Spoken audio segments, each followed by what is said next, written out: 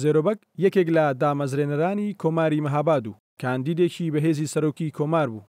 مەردان جیهانگیر زێرۆبەک لە نەوەکانی زێرۆبەکە. مەردان دەماودەم مێژووی باپیری بۆ باس کراوە و ئەویش وەکو فیلمێک هەموو مێژوەکەی باپیری لە هزر و بیرماوە و هیچ وردەکاریەکیشی بیر نەچۆتەوە. من مەردان جیهانگیر زێڕۆبەک هەرکیمە، نەوەی جەنەڕالی کورد زێڕۆبەکی هەرکی. زێڕۆبەکی هەرکی کەسێکی دیار و ناسراوە لە مێژووی خەباتی گەلی کوردە.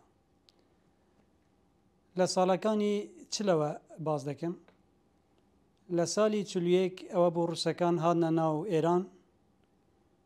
یەکەم کەس کە تێکەلی و دۆستایەتی لەگەر ئەو ڕووسانە پیا کرد بەڕێز باپیرم جەنەڕال زێڕۆبەکی هەرکی بوو کە بانگیان کرد بۆ ئۆرمیێ لەگەر وان دانیشت و یەک دو ڕۆژ لەوێ مایەوە. ئەوان زۆر ئەعتمادێکی زۆریان کردە سەر زێڕۆبەک.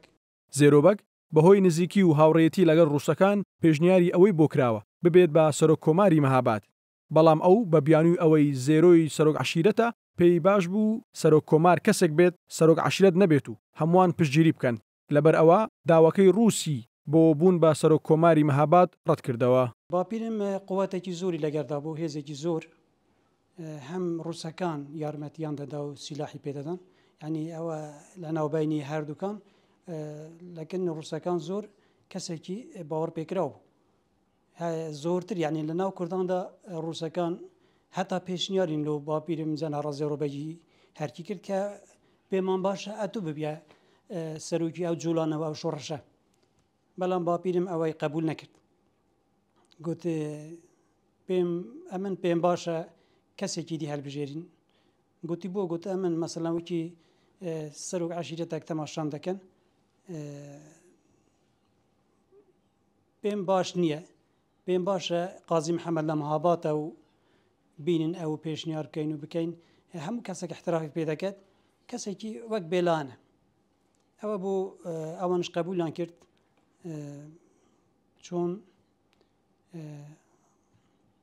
کۆماری کوردستان لە 1946 ڕاگەیەنرا.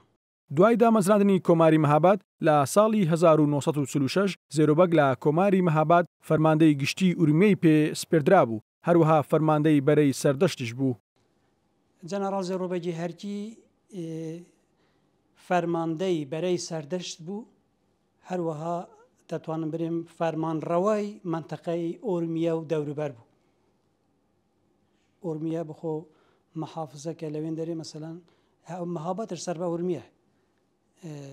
باپیرم فەرمانڕەوای ئۆرمیە لەولاش فەرماندەی بەرەی سەردەشت بوو و کەسێکی دیار و بەرچاو بوو.